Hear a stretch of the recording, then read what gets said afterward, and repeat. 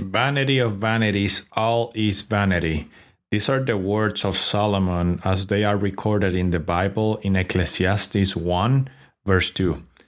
And as we read through this, it's actually very amazing, very impressive to hear these words, especially coming from the man who was the richest man on earth at the time, who was the wisest man on earth, probably ever in history, who had multiple wives, who had all the wealth that one can possibly imagine, beautiful home, probably the most comfortable bed at the time. Yet this person having everything still expresses himself as if everything that he had owned, had, or seen was just vanity. Why do we think that Solomon pronounced these words? Well, today actually is a very clear, what we see today around us is a clear representation of why Solomon could possibly think like this. Let's talk about this.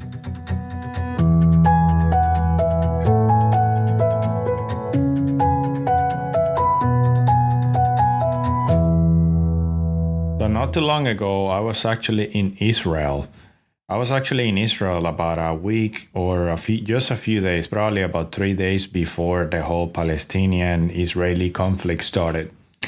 And obviously, I'm very grateful to God that I wasn't caught up in those horrible scenes. But there's people that are caught up in those horrible scenes, and it's actually quite sad to think about it. But here's the thing. While I was there and I appreciated, the lifestyle of the Egyptians, yes, we went to Egypt, to Israel, to Jordan, and I appreciated, the land, the resources, the landscape that they have. It's quite different from us here in the United States.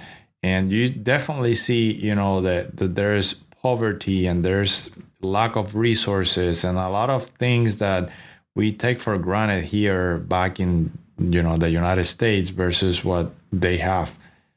But here's the thing: when this conflict started just a few days ago, and ever since Ukraine, really, when Russia attacked Ukraine, which is still kind of going on, and now we have two wars going on simultaneously in the world at this time and age. Is quite mind-blowing that we're still in those times. But for those of us who read the Bible, we know that this is no surprise. Jesus did warn that towards the end of the times, we were going to see more wars and rumors of wars and problems amongst nations. But that's not what I'm trying to say here. Looking at the words of Solomon, vanity of vanities, all is vanity.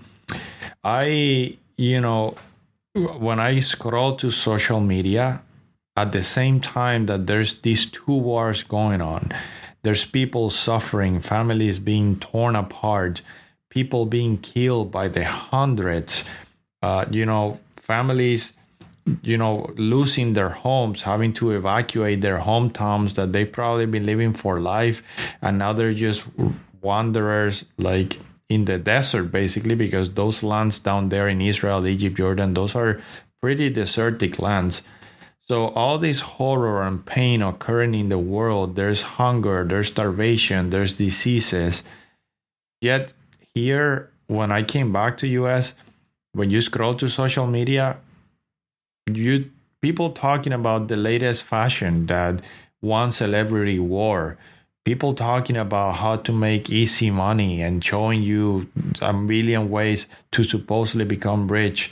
People talking about the latest tech gadget or the latest phone, or it's just all so much vanity. It puts in perspective the words of Solomon.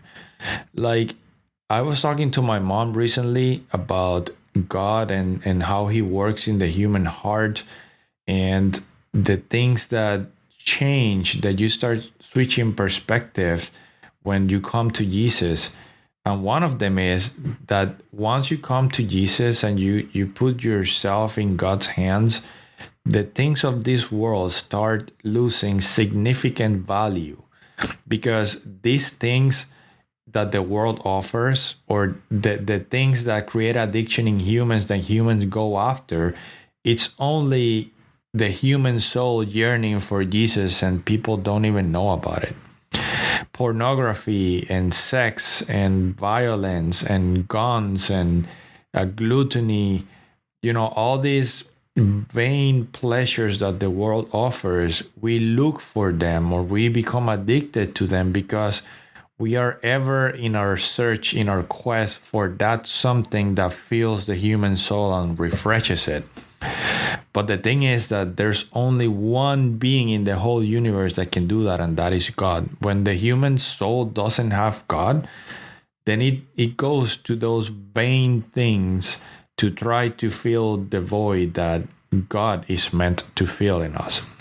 So I imagine that Solomon realized this. And actually, one of my favorite actors, Jim Carrey, he also said something along those lines. He said something like, I wish that everyone will become rich and famous so they know that is not the answer. My friend, having a lot of stuff, looking for worldly pleasures, will gain you nothing. At the end of the day, at the end of the night, when you go to bed, you realize that you're as alone, as empty as you were before. None of that things fills up. None of those things, create permanent, lasting happiness and satisfaction in the human soul like God does. So Solomon realized this. Solomon found himself with lots of things and still feeling a bit distant from God, feeling empty, because only God can fill that void. And as we, navigate through modern life, let's learn to become compassionate and, appreciate what we have, but be compassionate towards the pains of the world. Let's learn to relate to those situations and, help in any way we can if we can.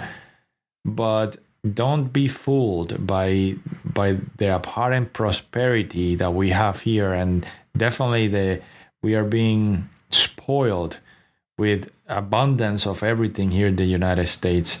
And we're so spoiled that we have forgotten what it is to be kind and what it is to be compassionate towards the pains of others. Not everything is about the latest gadget. Not everything, actually nothing is about that. It's not about what the world has that you may have as well, what the world offers, but it's about Jesus. It's about God. Only He can fill the void in your heart, in my heart. And I invite you today to let Him. He's calling you right now. Let Him into your life. Have a relationship with Jesus, and I guarantee that your life will never, ever be the same.